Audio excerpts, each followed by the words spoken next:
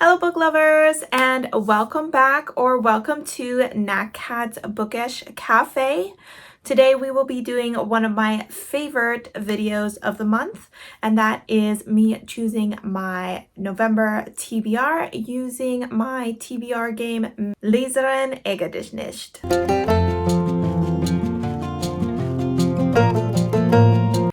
Alright guys, so this month is a special month because it is my birthday. So I'm hoping to really get a wonderful TBR together that I can enjoy this month. Before we get started, I will be going through what I chose last month to see if I'll need to take any punishments come December. But to start off with, I did not need to take any punishments, or I do not need to take any punishments for this month since I had completed my September TBR in its entirety. So that's good news to start out with. So last month, my first pull was a punishment prompt, and I had to choose a book from my top 10 lowest rated books on my Goodreads shelves, and I chose A House at the Bottom of the Lake, and I did finish that. Role number 1 was a historical with mystical or magical creatures in it. For this, I chose A Company of Fiends, and I did finish that. Role number 2 was a romance with a location in the title. For this, I chose Cemetery Boys, and I did finish this. Role number 3 was a thriller, horror, or what's the third one? Mystery. And it was a sister pick, and she chose Annihilation for me, and I did finish that. Role number 4 was a sci-fi that I needed to steal from someone else's TBR. I stole Tender is the Flesh, and this audiobook has not come in yet. It has been telling me for over a week that I am the next person in line, but it is still not here. And today is, I believe, the 29th. So I am assuming that I'm not going to be able to finish this, and that I will probably have to take at least one punishment in December. For role number 5, we got a contemporary, and this was a Instagram poll pick, and my Instagram followers ended up choosing They Never Learn, and I did finish this. Now we got 2 additional rolls because we had gotten a punishment earlier. That was a +2 rolls. So a roll number 6 was a historical and a pet pick. Loki ended up choosing Out. I started this book, but on page 117, I decided to DNF. So I am counting it, but it is technically not completed. Role number 7 was a sci-fi with a plant on the cover, and I chose a Monstrous Volume 6, and I did complete this. I also had 2 additional punishment prompts. The first was to read a tome over 500 pages. I chose Horror the Ninth for this, and I am currently working on it. I believe I'm around 25% of the way through the audiobook. With punishment prompts, I don't need to take a punishment in the following month if I don't finish or make it 50% through that book. I just need to carry it on through to the next month.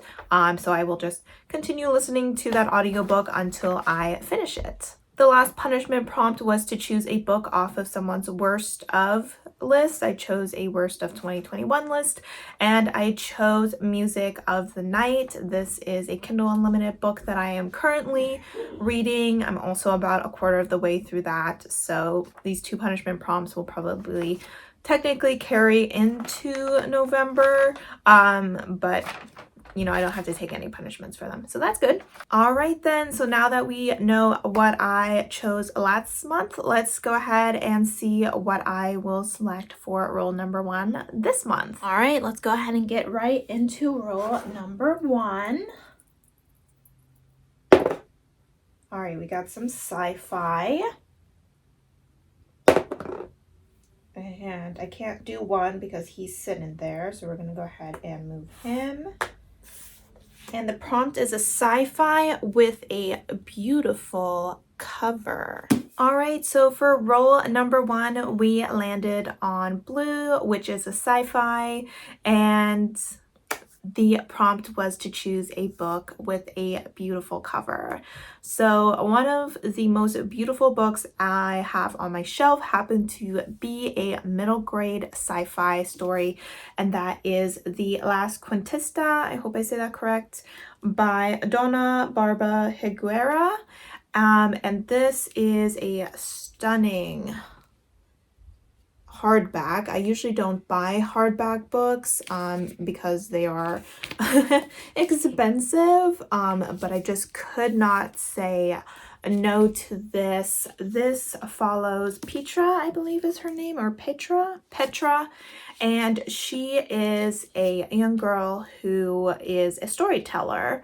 Her family is a family of scientists, so when planet Earth is struck by a comet and is destroyed, she and other families of scientists are placed on a spaceship and are sent to another planet. Hundreds of years later, she wakes up to find out that she is the only one on the ship that remembers planet Earth. There is some sort of group of people or beings that is trying to make humanity forget all the sins of its past, and it's purging their memories or purging the people entirely. So it's her job as a storyteller to help remind people of their past, whether it is good or whether it is bad. So this story is incredibly intriguing to me. I've really developed a love for sci-fi, and this story just sounds like it's going to have some really important conversations about how important it is to remember one's history so you don't repeat it. The text is rather large. I mean, it is a middle grade, so I'm thinking it's gonna be a really quick read, and overall I'm just really excited to finally be getting to this gorgeous story, which is hopefully as beautiful on the inside as it is on the outside. All right, and roll number 2 out of 5. A romance. We got a 1. We'll take this guy out, and he's falling. All right, and this is a romance that has been on my TBR for over a year. All right, roll number 2 was a romance, and this romance has to have been on my TBR for over a year. Checking my Goodreads, this book was put on in September of 2021, and that is The Charm Offensive by Alison Cotran. So this is a really popular romance that I've heard pretty much everyone enjoying. I don't think I've yet to hear anything bad about it. It is a male romance, and we are following 2 characters, one of which who is a director or producer of like a reality TV show that deals kind of like a bachelor style kind of situation, and he has a really great love for these TV shows and the happily ever afters that he creates through them. We then have another character who I'm not quite sure, was he some sort of tech company? I don't know why I feel like I'm saying tech company. Maybe he's not. Oh yeah, it says disgraced tech wunderkind. So our other character is kind of very cold and distant, doesn't really believe in love or anything, but in hopes of fixing his image, he agrees to go on the show. And as our producer director it's coaching him through this situation, they start to have a connection of their own. So very excited to finally be getting to this. Like I said, only heard good things. I'm hoping that this isn't one of those books where the hype is so high that I'm left disappointed. But I mean, it seems so far no one else has been disappointed, you know, despite having high expectations. So hopefully I'm the same way. All right, and roll number 3 out of 5. Doing good so far. No punishment prompts. Yellow, we're going with contemporary. Rolling a lot of 1s today.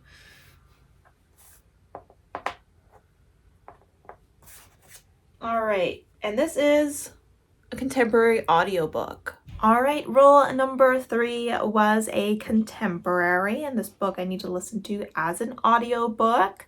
So I went ahead and chose a book that does kind of have magical realism aspects, which usually would fall under the fantasy magical realism kind of category on my board. But I was kind of desperate to read this book, and it is, as far as I know, also contemporary, so I'm going to go ahead and count that, and that is The Cat Who Saved Books by Sasuke Natsukawa. So this is a book about a young boy, or I don't know if he's a young boy or a young man, who inherits a bookstore and decides that he's going to sell it because he doesn't have an interest in running it. The young man is then approached by a talking cat who convinces him to save the books, and they go on this journey together and meet different people in hopes of saving the books that the people own as well as the bookstore. So, you know, I figure it's going to be a cozy read. It's only a 5-hour long audiobook, so it'll be kind of nice to sit back and relax while listening to a story with a talking cat. I have to admit, I was listening to one of Chaz's videos where he was talking about books that people who love cats would enjoy, so it definitely got me in a mood to read a book with a cat, and I will of course link that video down below because it was really cute. All right, and second to last roll, number 4. Another contemporary. And a 5. 1, 2, 3, 4, 8. Oh, and I never replaced this prompt, so let's go ahead and take him home. And I guess I don't even have to put that there. We'll just add another prompt. All right, so a contemporary that is a debut novel. And we got to take a punishment, so I'll go ahead and shuffle these up.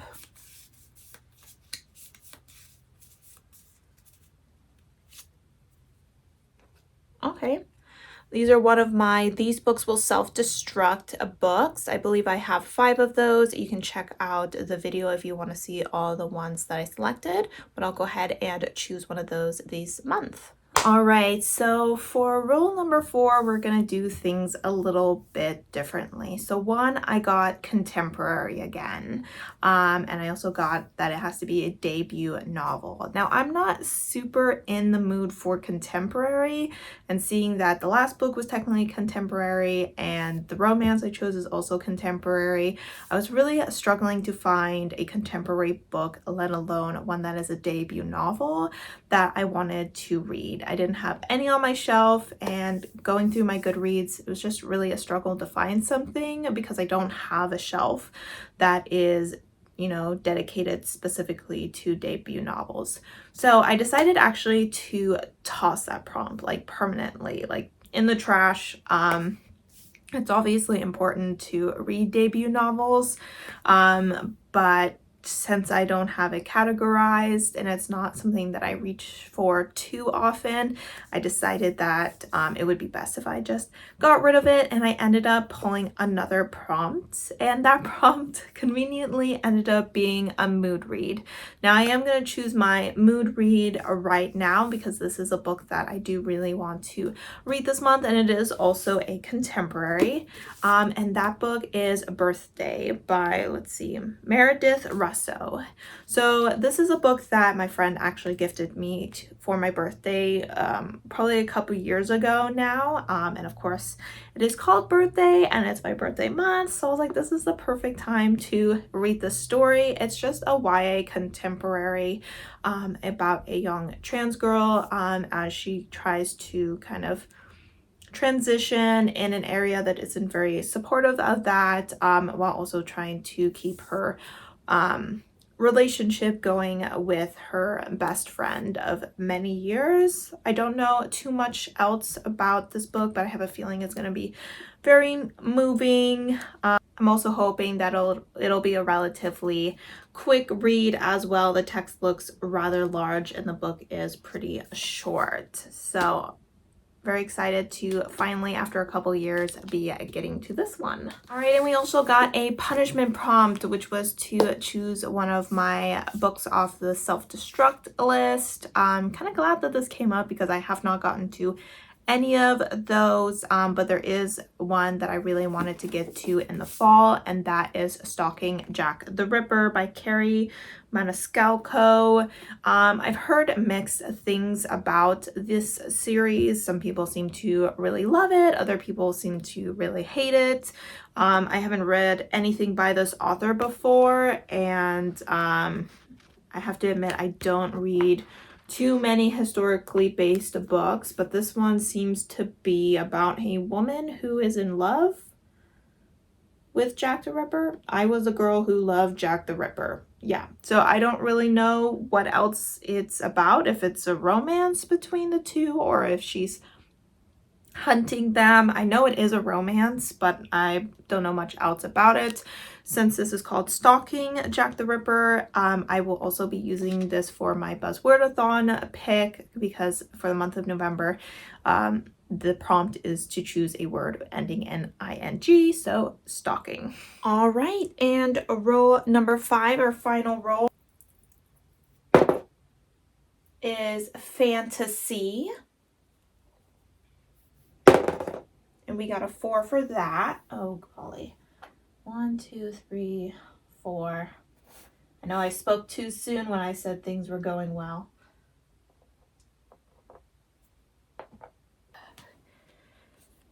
So this is a fantasy with a main character who has a disability. And then we'll go ahead and take our other punishment prompts.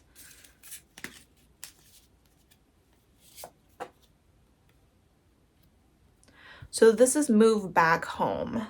So this just means that I have to move that space that I got out back home, which is kind of nice because at least I don't have to take another punishment book. And for my final role, I got a fantasy, and we want a main character with a disability. The only one that I was able to get my hands on right away was a novella by Catherine Moon, and that is The Basilisk of Star Manor. And this novella is part of the Tempting Monsters series. I read A Lady of Rooksgrave Manor last year, or did I read it earlier this year? I can't even remember. But I did read A Company of Fiends last month and saw that this novella was part of that series, so I decided I would go ahead and pick it up this month. I believe this is just a one-on-one romance between our basilisk and a female, so it might be slightly underwhelming compared to the other books in this series, but I've had a lot of fun in this world, so I definitely want to go ahead and read every book that is taking place in it.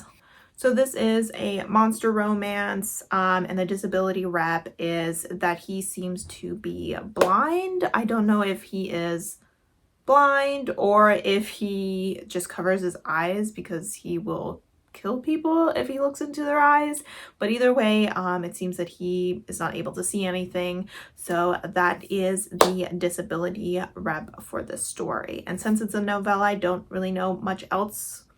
I think it's relatively short, so I'm assuming it won't have much of a plot, but I think Catherine Moon writes really good smut scenes, so I am totally fine with that. So those are all the books that I will be reading based off my TBR game. I do have 3 other books that I would really like to get to this month. The first 2 are books that are off of my 22 books to read in 2022 list. I have 4 books left on that list, and since this month and next month are the last 2 months, I would like to get to 2 of them this month so I don't have to to scramble in December to finish off that list. So the first one is another sci-fi, and that is The Martian by Andy Weir. He has been making the rounds with his newest Hail Mary book, and I'm very excited to get to that book. But first, I want to go ahead and start with this bad boy, which seems pretty well beloved as well. We are following a character who, while on an expedition at Mars with his co-workers slash friends, gets left behind because they think he died. And when they find out that he survived, they turn around and head back, but it's still gonna take quite a while, like a few months, I think, for them to get back, and he needs to find a way to survive on desolate Mars all on his own. So I heard that Andy Weir does a pretty good job with his sci-fi, his scientific explanations, that even though there's a lot of science in this book, people usually aren't too lost. I also heard that there's a good amount of humor in this. I did watch the movie and I believe I did enjoy it, but it seems from everything that I've heard that I will have a relatively good time with this. The second book off of that list is actually the only nonfiction that I put on this list, and I will technically be giving myself a couple months to read it because I just really want to take my time with it, and that is Know My Name by Chanel Miller. So this story is the memoir of Chanel Miller, who was the victim during the Stanford rape case. She was known as Emily Doe throughout the trials, but she has come forward and named herself and is giving her story and about everything terrible that she went through, the event, the way the justice system failed her, and most likely any other person that has ever been raped or sexually assaulted. So this is going to be a tough read for sure, and I want to make sure that I really give it the time and attention that it deserves. So that's why I'm going to give it a couple months. I probably won't finish it in November because I'll probably just make my way really slowly through it. This is the kind of book that I don't think I would be able to binge read, but I think it is an incredibly important story. So it's definitely one I want to prioritize. So the last book is technically a buddy read. I don't know if they know I'm reading this with them. You know, this is me reminding you, Amy from A Star Reads, A Star Reads, and Paige from Pages with Paige are reading The Night Circus by Erin Morgenstern this month, and this is the last book on my reread list that I was hoping to get to this year. Funny story about this book, I read it a few years ago and was kind of not that impressed. In fact, I was a little bit bored, but my reading taste has really changed, and I've really moved a lot more to appreciating beautiful writing and becoming a lot more of a character driven than a plot driven person. So I feel that her books might speak to me a little bit more than they did when I was a teenager or whatever I was when I first read this. This book has also, despite me not loving it that much, stuck with me all of these years. I have to admit, I don't remember the majority of what happens in this book, but there is this one scene with an ice garden that I find myself thinking of quite often. So I really did want to just revisit this book and see if I just, you know, love it this next time, because I feel like there's a possibility that I might. So this book follows two magicians, and they were raised by two other magicians who are in competition with each other. And their battlefield is this circus that appears out of nowhere just for the night and then disappears again. It is a bit of a romance as well, even though the romance is not very forward in this book, and I think that's something that might have bugged me because I was a very, very romance focused person back then, and I still am, but nowadays, you know, I can handle it a little bit better if the romance is in the background. But pretty much we just get to explore this interesting circus. There's also a couple other side characters as well that we get to follow throughout the story. So I am really excited to revisit this, and hopefully Paige and Amy remember that I wanted to read it with them. And that we'll have some interesting discussions about it. All right, guys, so those are for now all the books that I am hoping to read in November. It's not quite the cozy, still slightly spooky TBR that I was hoping for this fall, but I am rather excited about quite a few of these books, so I think it'll be a good reading month. Let me know down below what book you are most looking forward to. And of course, let me know about any of your non-spoilery thoughts of the books that I have selected. But otherwise, thank you so much for supporting my channel, as always, by watching my videos, and I hope to see you guys next time. Bye!